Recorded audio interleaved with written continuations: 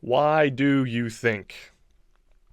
Well, Mike, I can't help but think. The thoughts just start streaming to me upon waking. I can't stop them. There's so many. Where do they come from? Where your thoughts come from and what their purpose is are two different questions. The purpose of thinking is different than where the origins of thinking. The purpose of thinking, or the function of thinking, is what I'm exploring here in this video. What is the purpose of thinking? Regardless of the fact that you can't help but think that your thoughts are seemingly coming to you from out of nowhere, they have a purpose. They have a purpose. By the way, before we get into the purpose, it's my experience that the more you begin thinking about your thoughts and asking yourself the questions of where do my thoughts come from, the more you come to understand where they're actually coming from. So, getting back on track, what is the purpose of thinking? What is the purpose and function of thinking? Whenever we're trying to define anything in our reality, there are two general aspects of the thing that we should attempt to explore. That's form and function. Form and function are two reoccurring aspects, characteristics of things that manifest in our reality. This is most evident in our physical reality, especially in man-made things. You can have the form of a tool and the function of a tool. So the form of a hammer is the characteristic shape of a hammer, the material it's made out of, and then the function is what it does. You have, from a natural materials perspective, it maybe gets a little more difficult, but when you realize that perhaps everything does have a function. So a tree, what's the form and function of a tree? The form of a tree is the characteristic shape and the characteristics of it. The perennial nature of a tree, the woody bark, the stump, the limbs, the foliage. That's the form of the tree. The function of the tree, as far as we can tell, is to absorb carbon dioxide, CO2, from the air and output oxygen. That's one of the functions of trees. As human beings, we've identified other functions of trees. We can use the material that we harvest from trees as a building material. We can use it as a fuel. So form and function. Let's apply this idea to our thoughts. Form and function of our thoughts. In this video, I'm not going to focus on form. That is to come in another video. But we're going to look at function. The form of your thoughts are the structures, right? What is the constituting form? Perhaps what are the elements of your thoughts? Those are the forms. But we're looking at function. What is the function of thinking? It's obvious that we can't help it, or at least whenever we first start thinking about thinking, we can't help it. Who am I? I'm not kidding anybody. I, at times, have uncontrollable thoughts too, and I've been thinking about my thinking for a long time. And it seems to me that, okay, I have a little bit better control of them now than I did, say, 15 years ago, but it's still an interesting thing to contemplate where the thoughts are coming from, why a particular thought jumps into your mind at a particular time. Anyways, again, that's a different aspect for a different video. Let's look at the function. The function of thinking. Can't help it but think. As we're alive, I think, therefore I am. That's a famous statement by Bacon? Not Francis Bacon? I might be way off on that. Descartes. I think it was Descartes. Anyways, it's beside the point. Thinking is a characteristic function of being alive, being human. An argument certainly can be made that animals think too, but I'm talking about human thinking. What are we doing as humans thinking? I think, therefore I am. But I also think in order to survive. I think in order to drive my action. When I wake up in the morning, I begin thinking. What do you begin thinking of? Everything that you have to do. What do I have to do today? The thoughts just start rolling in. It's like a train. The thought train starts rolling. What do I have to do today? What am I going to do today? What are my responsibilities? What are the choices that I have to make today? What am I going to wear? What am I going to eat? What am I going to, where am I going to go? Who am I going to call? And so on and so on. So all of these decisions that we're making are being driven by our thoughts. So you could say that our thoughts, the purpose of our thoughts, are to drive action. And in an ideal system, our thoughts should drive us toward correct and effective action, meaning that the actions that we perform are helping us to survive. Survival is only one aspect of thinking. To simply survive isn't the point of living, and it's unfortunate that many people are simply just surviving in our reality. I would like to see that, it's my opinion that we can think in order to not simply survive, but to thrive. And that should be the goal of a thinking system that perhaps we can give to other individuals. So the goal should be, through a thinking system, that our thinking system should drive us to correct and effective action, to not just allow us as human beings to survive in our reality, but to allow us to thrive in our reality. And an argument certainly exists that there are other purposes of living other than simply surviving and thriving. Yes. Joy, love, to name two that jump out at me, but those are beside the point. Our thinking should drive us towards whatever goal we have. So if we have a goal to thrive, our thinking should drive our action to that. If we have a goal to experience joy, then we should set up our thinking to get us there. If we have a goal to overcome some challenge, then the goal of our thinking, the function of our thinking should be to get us there. The function of thinking is to drive correct and effective action. But how true is it that oftentimes our actions and our behaviors are not correct nor effective? How many times have you ever done something and thought, well, I didn't do that right. I should have thought about that more. Or perhaps even you were thinking about something and you still did it wrong. This is a very common occurrence, by the way. It's not something that is, and I think that's missing perhaps in some, at least in my early education system, that failure is feedback. Failure is feedback, that we need that feedback. We need to run into failure and mistakes in order to gain the experience and the knowledge, in order to cross out the knowledge, the information in our minds that didn't lead us towards correct and effective action, and say, well, we should have did it this way. Let me get back on track here. How many times have you done something and said, well, I should have done that differently, or I perhaps should have thought about that differently, or I should have thought about that more? Perhaps you were operating or you were proceeding on the wrong information. Perhaps you did something, you were attempting to build something and you didn't have the correct information, or you were planning to do something and the information that you were operating from was incorrect. So we need to ensure that the information that we're operating from is correct, is truthful.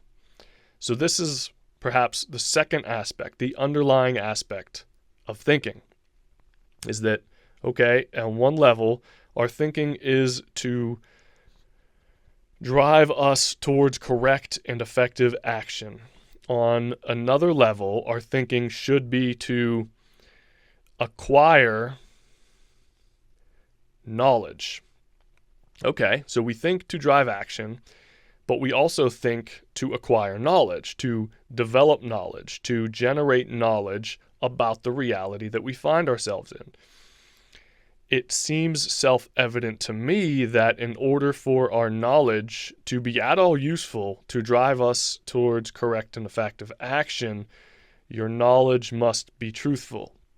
Now, well, is there a difference, Mike, between truthful knowledge and non-truthful knowledge? Well, yes, absolutely. Well, is non-truthful knowledge actually knowledge?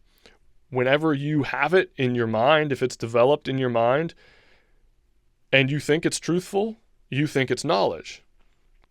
You see, it comes back to the idea of meaning. We have to understand that meaning is what we are dealing with whenever we're generating knowledge. In fact, meaning and knowledge, you could say, have synonymous definitions. They're the same thing. Meaning, knowledge is made of meaning. So the knowledge that we develop inside our minds with our thoughts, or our thoughts are structures of meaning. So now we're arriving at the purpose, function of thinking is to generate meaning. But again, let's ask ourselves, if the meaning is not truthful, the meaning that we're developing is not truthful, then is it useful to us? Or will it only lead us to incorrect and ineffective action? Let me provide you with an example of what I mean by meaning, though, first, because it's not entirely clear what that term actually means. Meaning, what is it? Meaning is significance. I want you to take that term not in the ordinary sense. This is a different concept of significance. Significance being that which signifies. To understand what meaning and significance are, we have to look at our mind as, and our thoughts as being a sort of a mapping device, a modeling software. We are, with our thoughts, creating models of the world inside our mental environment, of our reality. I'm sorry, I say the world. I like to choose the word reality because we're modeling things that are also beyond our physical environment. Right now, what I'm talking about, the non-physical things, the mental things in my mind, those are part of my reality. Your emotions are part of your reality, your dreams, and all of those things don't appear in your world, so to speak, in your universe, but they are part of your reality. So I like to keep using that term because that is the most relevant. That is our environment. Our reality is your environment. And actually, the first level of that reality that you experience is your mental environment, which is an analog towards your physical environment. Getting back on track. What I mean is that we construct meaning of the reality that we find ourselves in. So I construct a meaning for a tree, for a dog, for an automobile, for grass, for the ground, for the sky. We have meanings for all of these things, and the meanings are different than the words are. The meanings are a separate thing. Let's understand that the meaning, the structures of meaning that we have for these things aren't the same as the words that we use to represent it. This is most simply evidenced by just understanding the idea of, well, we have different words from different languages that can assign and point to the same meaning. Okay, that's it, right? So we have, for apple, the word apple in English points to a particular meaning, a particular structure of meaning. That is an edible fruit that grows on trees. There's a rounded shape, a firm skin, can be sweet or tart. Manzana is the Spanish word for apple. It points to the same thing. It points to that same structure of meaning, that edible fruit that grows on trees with a firm, crisp skin that can be sweet or tart. Okay, we have that structure of meaning, and that structure of meaning signifies it's a model of the thing that actually exists in the physical reality that we've identified as being, okay, that's a thing worth knowing. The apple that grows on a tree, that is worth us identifying. We created a structure of meaning for it. The structure of meaning is what we have in our minds, and our minds our minds serve a sort of a dual purpose. When we encounter then apples in our reality, in the physical reality, we're able to reference the meaning, the structure of meaning that we created for it, and say, okay, this thing that I just experienced right here, that's an apple. I know that's an apple because I have the structure of meaning in it, and within that structure of meaning, I have multiple mental images that I've collected and gathered based on prior sensed experience that I have assigned to this thing. It fits the characteristic form that is the apple. That is the apple. So I know that that's an apple. The other thing that our structure of meaning does for us is that it's a placeholder. So it allows us to identify apples when we're experiencing them in our physical reality, but it also allows us now to share that significance. When I say the word significance, there's signification going on. The structures of meaning are significant in that they signify something other than itself. So you have a structure of meaning. I'm going to call this a concept. Concepts are the most important aspect to critical thinking or thinking in general. And I'm leading us to, or rather, I have another video coming that is what is conceptual thinking, and conceptual thinking going to go tie into this in that conceptual thinking is the basis for all thinking. Concepts are the basis for all thinking. We think in concepts. Our concepts are our mental models. They are structures of meaning that we use to assign to things that we encounter in reality so that we can create an accurate model of the reality that we experience. A somewhat famous psychologist said that in some expression, that the purpose of thinking is to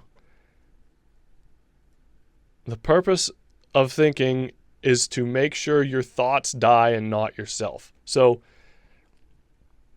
you think about that. I'm saying the same thing, right? The reason we think ultimately is for survival. We've hit that at the beginning. All right, survival, thriving. Yes, we want to thrive too, and survival. But then we need to generate knowledge. And with our knowledge, we're running programs or simulations. We're running simulations. If we understand that, say there's some unidentified species of apple that is poisonous, or a poison apple, and we know that it has a characteristic form and shape to it, well, we would know that, okay, if I encounter that in my reality, I shouldn't eat that apple because then my being's going to perish. It's going to cease to exist in this particular reality. So because I want my being to continue, I need to make sure that the knowledge that I have, the structures of meaning that I've built up, the stores of knowledge that I have are truthful. We need to make sure that I have the right concepts of what are the poison apples and what are the non-poison apples. What are the healthy apples? What are the apples I should eat for nutrition, and which apples should I avoid? It's important to make sure that our structures of meaning that we're building up accurately identify accurately identify those things. Okay, getting us back on track here. Meaning is significance. The idea to understand what meaning is, we should look towards significance. Significance is that which signifies. Signifies something other than itself. You can think of your thoughts as being signs. The words are the symbols.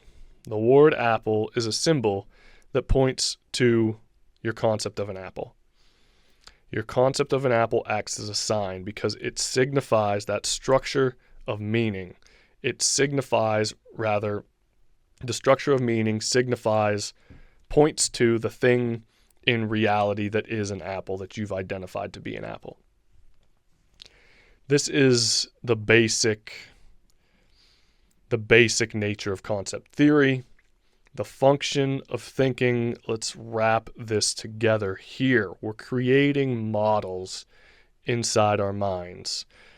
And ultimately, we're creating one big model of reality. I, inside my mind, with my thoughts, am creating a model. The basic modeling units, the basic units of that model are concepts, and the concepts in and of themselves are also models. So I have this big concept, which is my model of reality. And in my thoughts, I'm able to test what I know without actually acting it out. The purpose of thinking, one of the purposes, in addition to driving you towards correct and effective action, is to generate and develop knowledge. The knowledge essentially is a map. It's a map of meaning, or maps of meaning. So you have one large overall map of your reality that is made up of meaning. And within that, everything's connected. And you have smaller maps of meaning for, say, your knowledge of an apple is a map. It's a model. Recognize that your concept of an apple, meaning, the structure of meaning that you have and that you can communicate or that you know of an apple, everything that you know about an apple, is different than somebody, perhaps a farmer who has an apple orchard. They likely have a much more well-developed model of an apple than you do. And that's okay. But I'm just using this to exemplify to you that the meanings, we all use the same words to refer to, or ideally, we're using words and language to point to structures of meaning. But we're all operating from slightly different structures of meaning. Which is why it's very important, if you're attempting to communicate your knowledge to someone about something, that you ensure that your terms are well understood, well defined, that the meaning that you have assigned to a particular word is the same meaning that someone else has assigned to that particular word. This ensures that you will come to terms in your communication. The purpose of thinking is to create models. Your models of your reality are your concepts. The purpose of thinking is to create concepts. Your concepts are your models. They are your maps of meaning. They are your structures of meaning. Your meaning is your significance. It's that which signifies, signs, stands for your reality.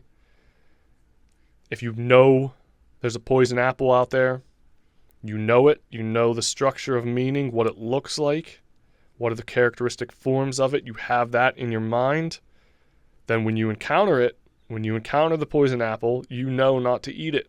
Because I ate it in my mind and I said, wow, look at that. I died because it was poison.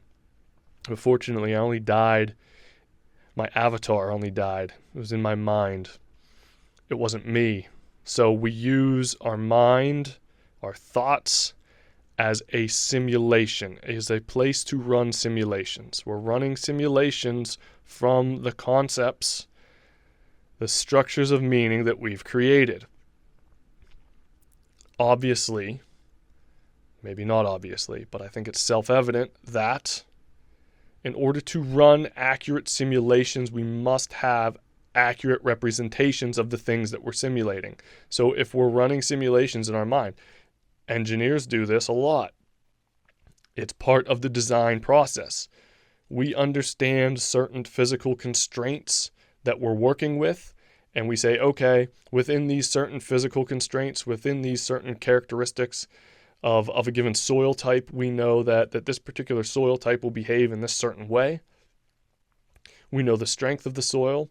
We know that we can put a foundation on the soil. If that foundation is going to transfer X pounds of force or pounds per square foot of force, we know that soil will hold that foundation up. But if the structure above it exceeds a certain threshold, say it can only hold 3,000 pounds per square foot, but the structure above it transfers 10,000 pounds per square foot, the soil will fail. We can model that. We model that in our minds before we ever go and put it in the environment. And it works. It works. That's fascinating. This idea goes way deeper than just engineering. In fact, you could say that we could engineer every aspect of our reality in this way. Most importantly, our thoughts. How do we ensure that the structures of meaning that we're creating are truthful? Well, that's what this is all about. And that's what it's all about.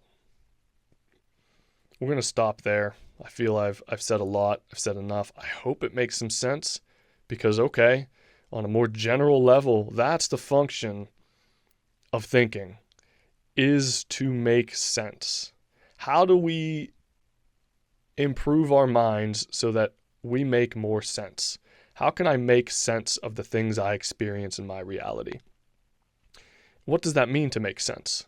Take a look at the language there that it comes from. To make sense, we say often, to make sense connotates the idea of something being logical. If something makes sense, it's logical. If something makes sense, it's correct. It's the correct way of thinking about it. So, well, yeah, that makes sense. If someone explains something to you, why did you do that? Well, I thought I would run it around, and then it happened, and then yesterday this happened, so I did it. It's like, well, that makes sense. Okay, so it makes sense. It was correct. It seems like you based your decisions on something logical, so it makes sense. So the idea of making sense, bring it back to what that is. You are constructing knowledge from your sensed experience, and that, at the most basic level, is what you're trying to do. Make sense of your sensed experience. There is nothing in the mind that did not come by way of the senses. That quote comes from Aristotle, I believe. There's nothing in your mind, nothing in your thoughts, in your stores of knowledge that did not come through your senses. Your sensed experience, your senses are your sensors into the reality. They are your sensors. They are the channels through which you're gathering data. How do we take that data and make it into information or meaning that is valid, that is accurate, that makes sense? How do we take sense experience and make sense of it? That's the goal. That's what we're trying to do with our thoughts. That is the function of thinking, or that is what a mind that is correctly functioning should do. So that should be our goal. How can we structure our minds? How can we format our thinking so that the things that we're experiencing, we are making sense of them. We are generating knowledge that is valid, that's truthful, that we can act from and say, I know if I act in this certain way, I will have a predictable result. Let's make minds make more sense. Make minds make more sense. If this interests you, subscribe, like, share with your friends. I hope this made some sense.